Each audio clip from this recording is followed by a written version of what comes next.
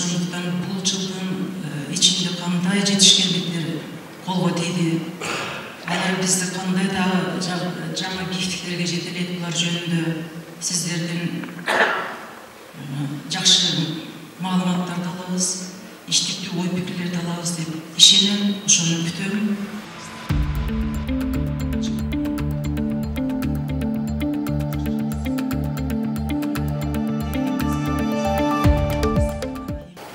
Bugün başlamış olduğumuz eğitim yılını kazasız, belasız, sıkıntısız olarak bitiriyoruz.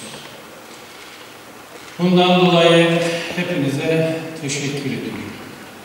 Bugün bir değerlendirme yapacağız. Bir sunum halinde göreceğiz.